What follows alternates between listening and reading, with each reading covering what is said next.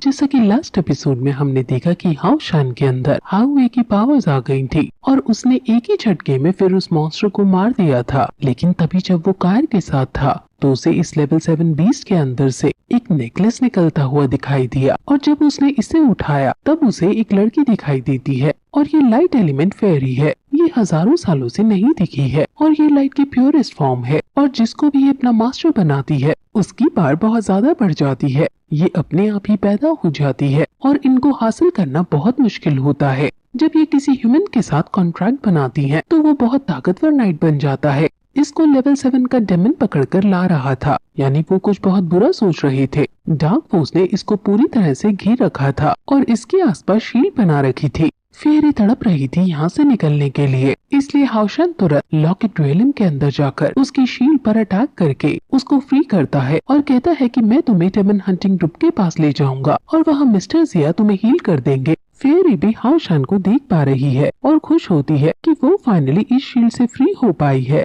अब फिर हाउशन लॉकेट रेलिम से बाहर आता है और वहाँ बाकी लोगों को भी ट्रेन में कई सारे ट्रेजर्स मिलती हैं जो ये लोग रख लेते हैं। लेकिन हाउशन इस लॉकेट को रखने से मना कर देता है क्योंकि ये कोई आम ट्रेजर नहीं है और इतने बड़े ट्रेजर को मिस्टर जिया ही देखे तो ज्यादा अच्छा है। चेरी ने एक क्यूट पिग को समन किया था और उसे ये बिल्कुल पसंद नहीं क्योंकि ये पिग ना ही लड़ सकता है और इसने इनकी बिल्कुल मदद नहीं की है। अब वहाँ बाकी डेमन हंटिंग ग्रुप्स आते हैं और जब देखते हैं कि हाउशान की टीम ने ही इन सभी को ज्यादातर मार गिराया है और हाउशान ने लेवल 7 के 20 को भी हरा दिया है, तो वो सब काफी ज्यादा शॉक होते हैं और वापस एग्जॉर्सिज्म पास में जाने लगते हैं। गाओ यिंगज़ी बाकी जो भी यहाँ ट्रेन है उनको पूरी तरह से डिस्ट्रॉय कर रहा है और वापस एग्जॉर्सिज्म पास चले जाते हैं। डेमन जब ये सुनते हैं तो इतना उन्हें गुस्सा आ जाता है कि वो अब खुद को कमजोर फील करने लगते हैं। वो कहते हैं कि अब हम क्या खाएंगे, इन्होंने एक दाना तक नहीं छोड़ा है हमारे खाने को और ऐसे हमारे लोग तो भूख से मर जाएंगे।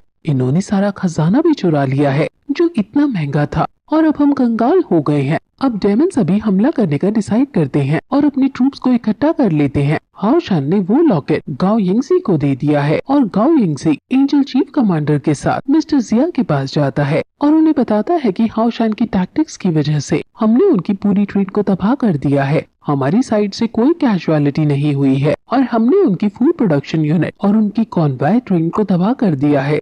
मिस्टर जिया खुश होते हैं कि अब आधे साल तक तो डेमन्स का कोई खतरा हम पर नहीं रहेगा। गाओ यिंगज़ी और भी बताता है कि हाउशान ने ब्लड थर्स्टी डेमन जो कि लेवल 7 पर है उसको भी मार गिराया है। ये सुनकर वो हैरान हो जाते हैं कि उसने अपने से 2 लेवल ज्यादा बड़ी डेमन को मारा है।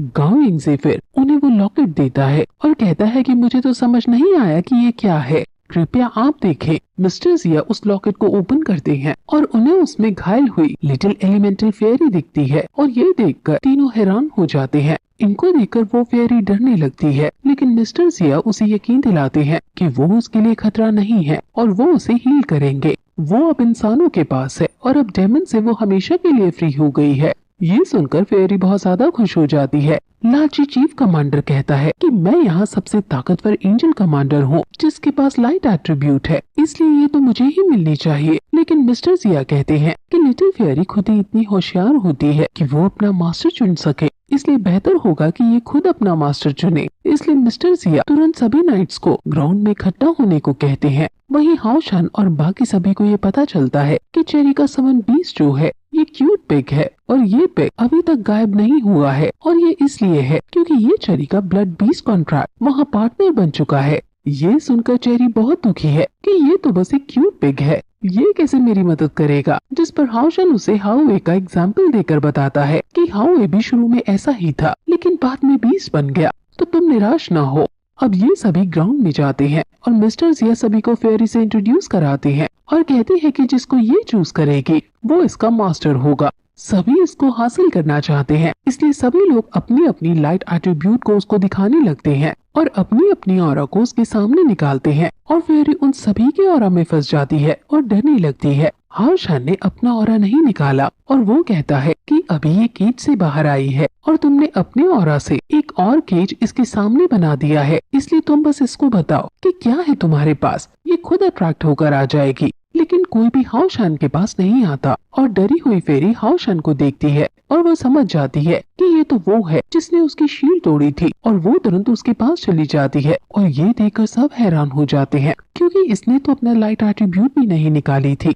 एंजल चीफ कमांडर को ये चीटिंग लगती है और वो गुस्से में हाओशान पर हमला कर देते हैं और फिर तभी हाओशान के आगे भी उसके दोस्त आ जाते हैं और अब इन दोनों में लड़ाई होने का माहौल बन जाता है। लेकिन अभी वहाँ मिस्टर जिया आते हैं। उनको देखकर ये दोनों ही रुक जाते हैं। कमांडर मिस्टर जिया से कहते हैं कि इसने अपनी लाइट एट्रीब्यूट बाहर भी नहीं निकाली, लेकिन फिर भी फेरी ने हाओशान को चुना। इसने जरूर किसी ट्रिक को यूज किया है और हमें ये पता लगाना ही होगा। वो गुस्से में हाओशान से पूछने लगते हैं कि बताओ तुमने किस चीज का यूज किया है, जिस पर मिस्टर जिया गुस्से में सभी को शांत करते हैं और कहते हैं कि फेरी खुद ही इंटेलिजेंट होती है और उन पर कोई ट्रिक नहीं हो सकती। लेकिन फिर भी अगर तुम्हें हाओशान पर डाउट है तो तुम इसके साथ लाइट एट्रीब्यूट का मुकाबला करो। वो हाँ कर देता है और हाओशान भी मुकाबले के लिए बिल्कुल तैयार है और कहता है कि हालांकि मैंने किसी ट्रिक का यूज नहीं किया, लेकिन फिर भी अगर आप मुझे लाइट एट्रीब्यूट की एफिनिटी को चैलेंज करना चाहते हैं तो मैं पीछे नहीं हटूंगा।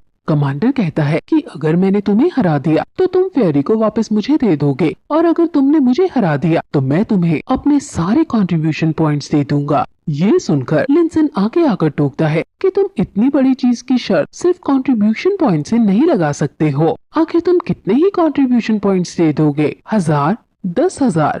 वो फेरी हजारों सालों में आज देखी है और वो सिर्फ कंट्रीब्यूशन पॉइंट से बेट नहीं की जा सकती। कमांडर गुस्से में पूछता है कि फिर आखिर तुम्हें क्या चाहिए, जिस पर लिंसन कुछ सोचकर कहता है कि अगर तुम हार गए तो तुम हाओशान को बिग ब्रदर कहोगे हमेशा और इससे माफी मांगोगे। वो एक्सेप्ट कर लेता है ये शर्त। सभी ये सोचकर हैरान है कि आखिर लेवल 5 का न्यू कमर हमारे कमांडर से कैसे लाइट एट्रीब्यूट की एफिनिटी में जीत सकते हैं। कुछ लोग हाओशान की साइड थे कि इस ग्रीडी कमांडर को सबक सिखाओ और कुछ कमांडर की साइड है कि इस नए बच्चे को सबक सिखाओ। हाओशान और कमांडर आमने सामने खड़े हैं और कमांडर अपनी लाइट एफिनिटी को निकालता है। उनके अंदर से बहुत ज्यादा लाइट निकलने लगती है।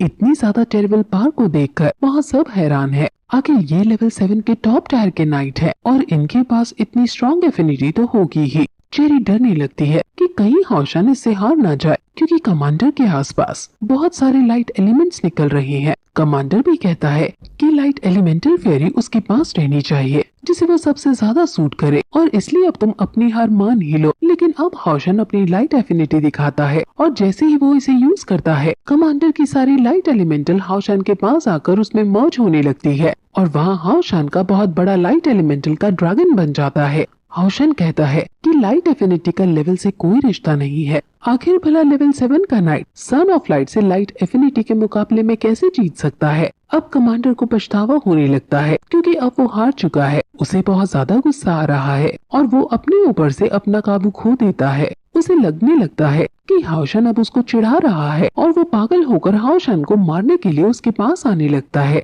लेकिन तभी मिस्टर जिया उसे रोकता है कि आखिर तुम ये क्या कर रहे हो। वो अपने होश में आता है और खुद को संभालता है। अब वो हार गया है इसलिए गिल्ट महसूस करता हुआ हाओशान के आगे आकर उसे अपने सारे कंट्रीब्यूशन पॉइंट्स दे देता है और उसे माफी मांगता है। लेकिन लिंसन उसे टोकता है कि तुम्हें छुपकर माफी मांगते हुए इन्हें बिग ब्रदर बुलाता है और कमांडर मरता क्या ना करता। वो अब ऐसे ही करता है और झुककर हाओशान से माफी मांगता है। अब वो वहाँ से चले जाते हैं और हाओशान कायर के साथ वॉक पर चल देता है। मिस्टर जिया भी इस सोच में है कि आखिर हाओशान के पास वो लाइट फेरी गई क्यों। वही डेमन्स जो अब इकट्ठा हो गए हैं वो एक्सॉर्सिज्म पास पर जाकर हमला करने का डिसाइड करते हैं और उनकी बातों से हमें पता चलता है कि इन्होंने फेरी के अंदर एक सील लगा कर रखा है और जो उस फेरी को यूज करेगा वो सील एक्टिवेट हो जाएगा और डेमन्स के लिए एक ट्रांसपोर्टेशन पोर्टल खुल जाएगा। हाओशान और कायर अकेले में जाकर फेरी को निकालते हैं और अब यहाँ से हाओशान उसे फ्री कर देता है। यानी हाओशान ने फेरी को ये प्रॉमिस किया था कि अगर वो उसे चुनेगी तो हाओशान उसे फ्री कर देगा क्योंकि इतने सालों से फेरी डेमन्स की कैद में थी और अब वो फ्री होना चाहती थी, इसलिए फेरी ने हाओशान को चुना। अब वहाँ तभी उन्हें बहुत सारे लैंटर्न दिखते हैं जो आसमान में उड़ रहे हैं और हाओशान सोच में पड़ जाता है कि आखिर ये लैंटर्न क्यों उड़ा रहे हैं। लेकिन तभी वहाँ कायर के पिता जो बच्चे बन गए हैं वो कायर के पास आकर उसकी लैंटर्न को जलाने को कहते हैं। कायर और हाओशान उनको देखकर शॉक हो जाते हैं क्योंकि वो अपनी मेमोरीज भूल गए हैं और बच्चे बन गए हैं। कायर याद करती है कि एक टाइम पर वो भी अपने पापा के पास ऐसे ही लैंटर्न जलवाने जाया करती थी। हाओशान समझ आता है कि इन बाप बेटी को अकेले छोड़ देना चाहिए और वो कायर को यहीं रुकने को कहकर वहाँ से चला जाता है। कायर अपने पापा से बात करने लगती है और हाओशन वहाँ से जब जाता है तो गाओ युंगजी उसके साथ वॉक करने लगते हैं और वो दोनों बातें करते हैं और उनकी बातों से हाओशन को समझ आ जाता है कि ये सारे लैंटर्न उनके लिए हैं जो डेमन्स और ह्यूमंस की लड़ाई में मैनकाइंड की रक्षा करते हुए शहीद हो गए हैं। गाओ युंगजी ने भी अपने कई दोस्त खोए हैं और ये सर्वाइवल गिल्ट उसे अभी तक है कि उस लड़ाई में उसके दोस्तों की बजाय वो खुद क्यों नहीं मर गया। अब और भी हम नाइट्स जो तैयार कर रहे हैं, हमें नहीं पता कि ये कल का सूरज देख पाएंगे या नहीं। ये हजारों किलोमीटर्स का सफर तय करके यहाँ आए हैं और मैनकाइंड की रक्षा करने के लिए अपनी जान पर खेलने को तैयार हैं। लेकिन ये युद्ध हजारों सालों से चल रहा है, आखिर ये कब तक और चलेगा? कब तक हम अपने लोगों की कुर्बानी देते रहेंगे? ऐसी सब बातें करते वो अपने अपने रूम में जा रहे थे, लेकिन तभी वहीं दूसरी तरफ कमांडर ने उस फेरी को पकड़ लिया है जो कि फ्री हो गई थी और वो उस फेरी को अपने अंदर एब्जॉर्ब करने लगता है और कहता है कि अब जब मैं तुम्हें एब्जॉर्ब करूंगा तो मेरी लेवल 8 पर पहुंच जाएगी और मैं 9 के काफी करीब होऊंगा। फिर मैं डेमन्स को खत्म करके ह्यूमन और डेमन्स के बीच चलने वाले युद्ध हमेशा के लिए रोक दूंगा। लेकिन जैसे ही वो फेरी को एब्जॉर्ब करता है, फेरी पर लगी डेमन की सील एक्टिवेट हो जाती है। फेरी को भी नहीं पता कि उसके अंदर ये डेमन सील कैसे आई, लेकिन वहाँ बहुत सारे बॉटल खुलने लगते हैं और डेमन समझ जाते हैं कि फेरी की सील खुल गई है। वो बहुत ज्यादा खुश होते हैं क्योंकि एग्जॉर्सिज्म पास पर डेमन्स ने हजारों सालों से कदम नहीं रखा था, लेकिन अब वो वहाँ जा पाएंगे और इसको तबाह कर पाएंगे। सभी डेमन्स उस पोर्टल के थ्रू वहाँ जाने लगते हैं। हाओशन और बाकी किसी को भी ये समझ नहीं आता कि आखिर डेमन्स यहाँ कैसे आ रहे हैं और फिर ये एपिसोड यहीं खत्म हो जाता है।